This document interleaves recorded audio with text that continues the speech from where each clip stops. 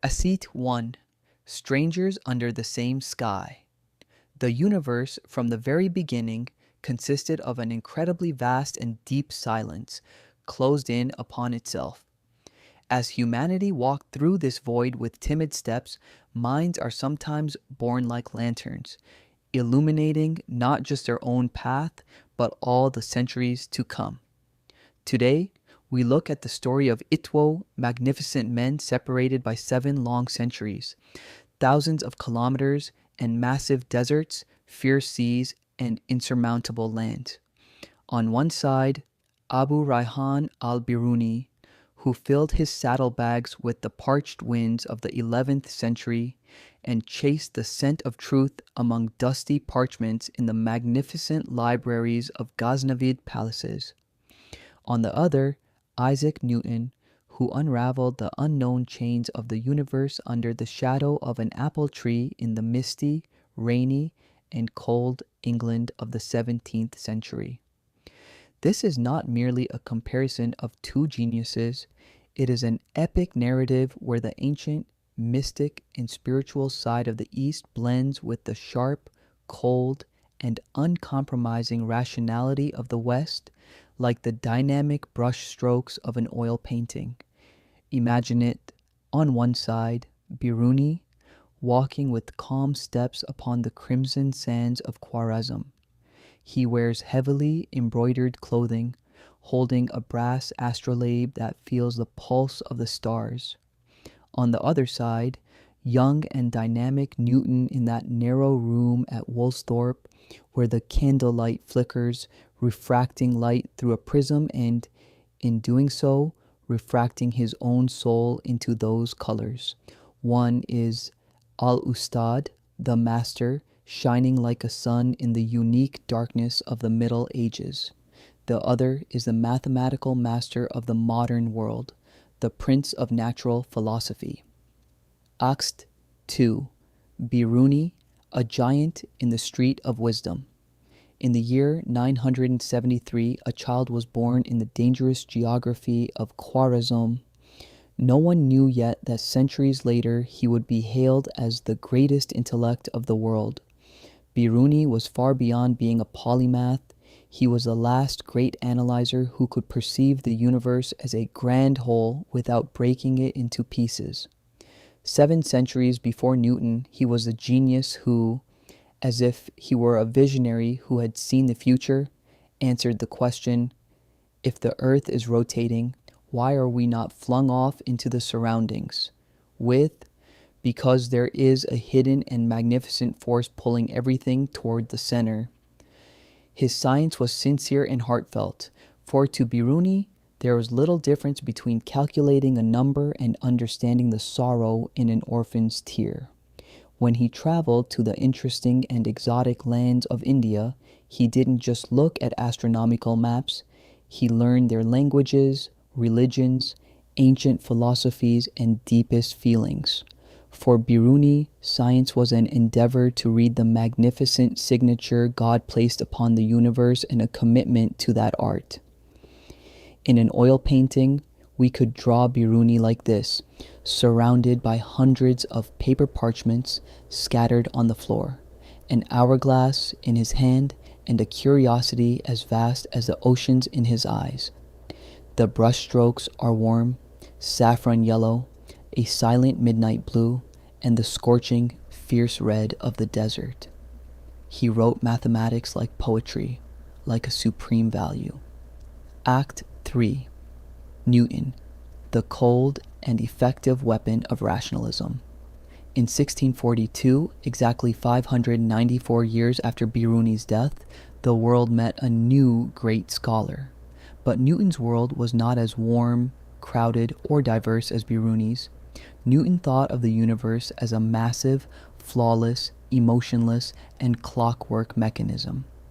According to him, if we consider the rotating gears, hidden springs, and iron cogs of this clock, we could know every movement in advance until the end of time. Newton's genius was the result of an absolute and sometimes terrifying, bottomless solitude. While the plague ravaged the streets of London like a bad dream, He sought refuge in the tranquility of the farm where he was born.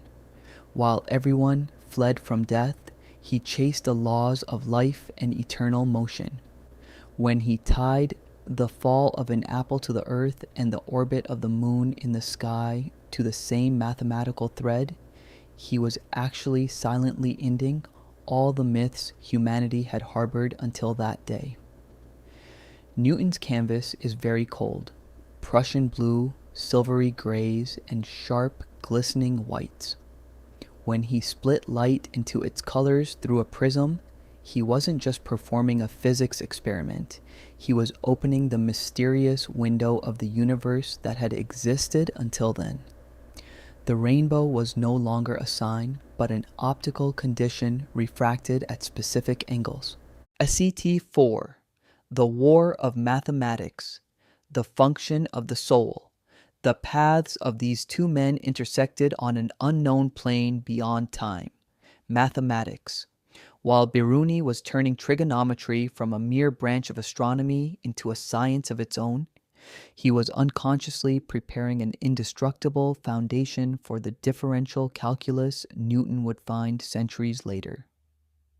When Biruni climbed a mountain in India and calculated the angle of the horizon to determine the Earth's circumference closest to the value we know today, he was using not just geometry, but the perspective of an artist.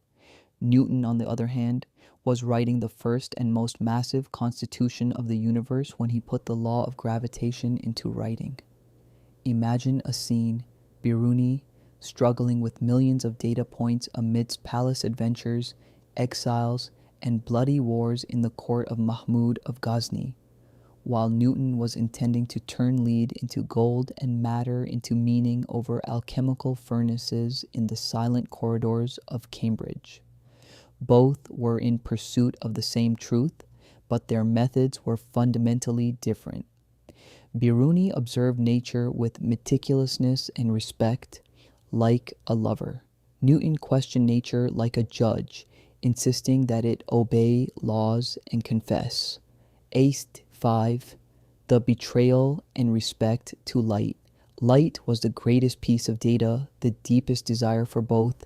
When Biruni reported that the speed of light is far above the speed of sound, and even that the limits of light are beyond human perception, the world was not yet ready to hear this truth at all. He saw light as the source of life, a divine reflection, and attributed a sacredness to it. Newton defended the particulate section of light and dissected it into its parts with the precision of a surgeon's scalpel in his work, Optics. Right here, romance and science embrace each other excessively. Biruni's light is that multicolored, spiritual leakage filtering through the stained glass of an ancient temple, searing one's heart. Newton's light is a power imprisoned in a dark laboratory, examined, measured, and controlled. One was fascinated by light, the other conquered it. ACT 6. 2. Lonely Men, a single way. The history of science must record the state of great solitude on these two men's shoulders. Newton was irritable and skeptical, and throughout his life he hardly ever smiled. He communicated with very few people and made many of them his enemies. Biruni, however, wandered calmly through exiles, battlefields, and between different languages and completely different communities, always as a stranger, but always as a sage. Newton's solitude is a solid, cold tower. Biruni's is an eternal journey with no horizon. Now, let us come to the most striking state of our painting. Imagine these two great geniuses at the same table, in a timeless void. On the table are a globe, an astrolabe, a prism, and a green apple just picked from its branch. Biruni picks up the apple, looks into Newton's sad eyes, and says with a sincere smile, "We knew in our hearts that this apple was falling, my friend, but you wrote the universal side of this fall." Newton touches Biruni's maps with his fingertips and calls out, "That horizon line you measured centuries ago was where my world began." 87. The Eternal Legacy, Reaching the Stars. Newton and Biruni. One was the master of rationality, the other an ocean of intellectual depth. They are the two North Stars that allowed humanity to find its own surroundings during its darkest times. Science is not just about operations. Science is a passion, a love, a state of being human. When Newton's gravity came together with Biruni's horizon line, humanity reached all the way to the stars, breaking away from the earth. Without them, we would still be looking only at the stones beneath our feet. If Biruni had not said, "The earth has a gravitational pull," and if Newton had not cried out, "This pull is the same in every corner of the universe," the sky would still be for us merely an unreachable, terrifying ceiling. Now, as we walk on the bright, illuminated path opened by these two geniuses, we know this. Every falling apple is actually a question aimed at being asked, and every sun that rises anew each morning is the ancient, eternal, and sincere response, measured by Biruni centuries ago and reinforced by Newton's laws. Without them, the stars would remain only an ornament and the world a prison. We look into eternity, rising upon their great shoulders. If this has given you a new perspective, you can like the video and subscribe to our channel to support us. Have a great day.